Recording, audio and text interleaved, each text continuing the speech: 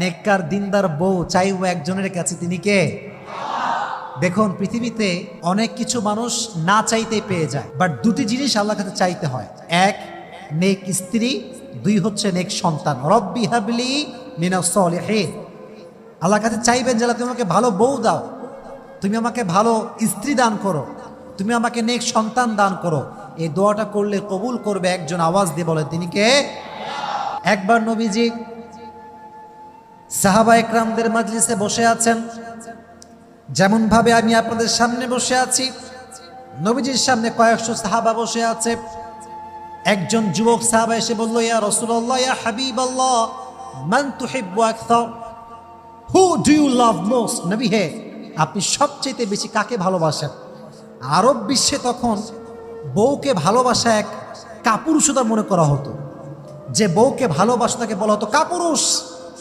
তৎকালীন সময়ে প্রথার মাঝখানে নবীজি সমস্ত প্রথাকে ভেঙে দিয়ে সবার সামনে বললেন, সাহাবা একরাম শোনো, উহিব্বু আয়েশাতা আকসার, আমি নবী আমার স্ত্রী আয়েশাকে সবচাইতে বেশি ভালোবাসি। সুবহানাল্লাহ পড়েন। আমি আমার বউকে সবচাইতে বেশি ভালোবাসি। দেখছেন কত সুন্দর হাদিস, সবার সামনে ওপেনলি বলছে আমি আমার বউকে বেশি ভালোবাসি। এক নাম্বার হাদিস। দুই নাম্বার হাদিস, এটা হচ্ছে এক মজার হাদিস, মানে যতগুলো হাদিস বলবো তার মাঝে এটা একটা অসাধারণ হাদিস। দেখেন, আমাদের হুজুররা যারা আমরা আছি, আমরা বড় খ্যাত বোঝেন, ব্যাকডেটেড, আনস্মার্ট, কি যে বোঝে না তাও বোঝে না, তাও যে বোঝে না তাও বোঝে না। আমাদের অবস্থা হচ্ছে এইরকম। এই যে আমরা হুজুররা যারা একটু স্মার্ট হয়ে চলা ট্রাই করি, আমরা যারা একটু যুবকদের সঙ্গে তাল মিলিয়ে চলি, যুবকদেরকে মোটিভেট করি, আমাদেরকে নিয়েও ফেসবুকে, অনলাইনে, ইউটিউবে মারামারি আছে না নাই? ট্রলের কোনো শেষ নাই। আপনি ইসলামের কাজ করবেন, যুবকরা আপনাকে ভালোবাসবে, আপনার millions of young people follower হবে, আর আপনি ট্রলের শিকার হবেন না। ইটস কোয়াইট ইম্পসিবল, এটা হতেই পারে না। বাংলাদেশের সবচাইতে যাকে ট্রল করা হয়েছে সে হচ্ছে মিজানুর রহমান আজহারি, আর এখন সবচেয়ে বড় সেলিব্রিটি বাংলাদেশ যার নাম, সে হচ্ছে মিজানুর রহমান আজহারি। ঠিক আছে না কথাটা প্রিয় ভাইয়েরা? ট্রল করে কোনো লাভ হয় না। তো দেখেন, যেটা বলছিলাম, স্মার্ট হতে হবে, রোমান্টিক হতে হবে। আজকালকার স্বামীরা এত খ্যাত, যদি বউকে কেউ বলে যে আচ্ছা তোর স্বামী কেমন রে, শালা একটা বাটপা, এর মতো বদমাইশ কেউ নাই। মনে রাখবেন একটা কথা, যে পুরুষ তার স্ত্রীর কাছে ভালো সে আল্লাহর কাছে ভালো। যে পুরুষ তার স্ত্রীর কাছে ভালো সে তার নবীজির খাঁটি উম্মত হয়ে যাবে। সুবহানাল্লাহ পড়ে। এবার হাদিসটা শুনুন, নবীজি কতটা রোমান্টিক ছিলেন, কতটা সুন্দর ব্যবহার তার ছিল। একবার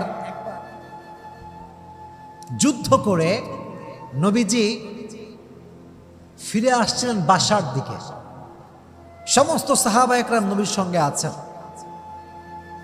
তো হঠাৎ করে নবীজি বললেন, এই তোমরা সবাই যাও, সামনে আগাও, আমি আর আয়েশা সবার পেছনে আসব। যখন সব সাহাবা দূরে চলে গিয়েছে, একদম দূরে, তখন আয়েশাকে বলছে, নবীজি বলছেন, আয়েশা চলো আমরা একটা দৌড় প্রতিযোগিতা করি। ওই যে সামনে একটা পিলার দেখছো না, বিশাল বড় লম্বা পিলার, তুমিও দৌড়াবা আমিও দৌড়াবো, দেখবো যে কে আগে যেতে পারে। সুবহানাল্লাহ পড়েন। নবীজি দৌড়ের প্রতিযোগিতা করছেন, আর আজকে যদি হুজুরের বউ হুজুরে বলে চলো একটু ঘুরে আসি, হ্যাঁ বেয়াদব, ফেতনার যুগ, কিসের ঘোরাঘুরি, বস চুপ করে বাড়ির মধ্যে বসে থাক। এরকম আমরা খ্যাত, আমরা রোমান্টিকনেস বুঝি না। তো নবীজি বলেন চলো দৌড়াই। এবার নবীজি দৌড়াতে শুরু করলেন। আয়েশা রাদিয়াল্লাহু তাআলা আনহা নবীজির সঙ্গে দৌড়াতে শুরু করলেন। দুজন দৌড়াচ্ছে, কিন্তু আয়েশা রাদিয়াল্লাহু তাআলা আনহা একটু স্লিম ছিলেন, পাতলা, আর নবীজি একটু বেশি, আয়েশার থেকে একটু বডি বেশি ছিল। মনে রাখবেন, যখন মানুষ দৌড়ায় যে চিকন বেশি সে আগে যায়, আর যে একটু মোটা সে পেছনে থাকে। তো হাদিসে এসেছে আয়েশা রাদিয়াল্লাহু তাআলা আনহা নবীজির চাইতে আরো সামনে এগিয়ে গেলেন। নবীজি আসার আগেই আয়েশা রাদিয়াল্লাহু তাআলা আনহা ওই খুঁটির কাছে পৌঁছে গেলেন। হাঁপাতে হাঁপাতে বললেন, নবী আপনি আমার সঙ্গে পারলেন না, আজকে আমি জিতে গেলাম, আজকে আপনি হেরে গিয়েছেন। সুবহানাল্লাহ পড়ে। রোমান্টিকনেস কাকে বলে? বউকে আদর যত্ন ভালোবাসা কাকে বলে?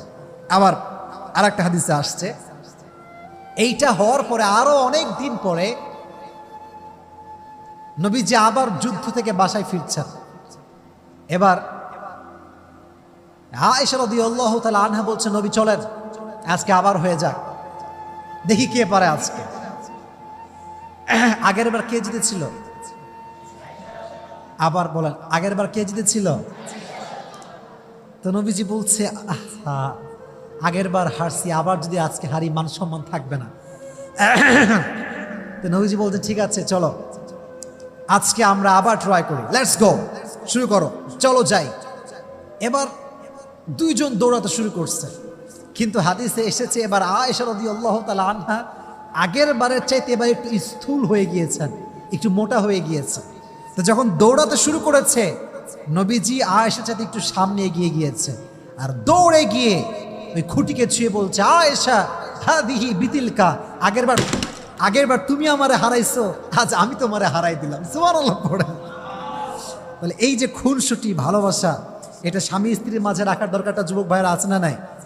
এজন্য এই হাদিস থেকে আমি এটাই বলতে চাচ্ছি যে স্বামী যদি স্ত্রীকে ভালোবাসে, স্ত্রী যদি স্বামীকে ভালোবাসে, আরশে আজিম থেকে খুশি হয়ে যায়, একজন জবান খুলে বলে তিনি কে? এবারে তাকবীর দেন, লিল্লাহি তাকবীর, লিল্লাহি তাকবীর। তাহলে বোঝা গেল নবীজি আয়েশাকে খুব কম ভালোবাসতেন, খুব কম ভালোবাসতেন। তো তোমাদের যখন বউটো হবে, তোমরা খ্যাত হবা না রোমান্টিক হবা? লজ্জা পায়, দেখছেন এখনই লজ্জা পায়। বলেন, খ্যাত হবেন না রোমান্টিক হবেন? নবীজি কি আনরোমান্টিক ছিলেন না রোমান্টিক ছিলেন? আল্লাহ আমাদের সবাইকে নবীজির মতো স্বামী হওয়ার তৌফিক দান করুক, সকলেই পড়া আমিন। এবার আর একটা মজার হাদিস শোনা। আচ্ছা বলেন তো, আফ্রিকার মানুষ দেখতে অনেক ফর্সা হয়, তাই না ভাই? তারা হয় নিগ্রো, অনেক কালো হয়, এটা আল্লাহর সৃষ্টি, এখানে হাসার কোনো কারণ নেই। তারা হচ্ছে নিগ্রো জাতি, অনেক কালো হয়। তো আরবে মাঝে মাঝে ইথিওপিয়ার লোকেরা আসতো, কালো দেখতে, তার বিভিন্ন খেলা দেখাতো, খেলা যেটাকে আমরা বলি সার্কাস। আমরা বলি কি? তৎকালীন সময়ের সার্কাস ছিল তরবারি দিয়ে খেলা।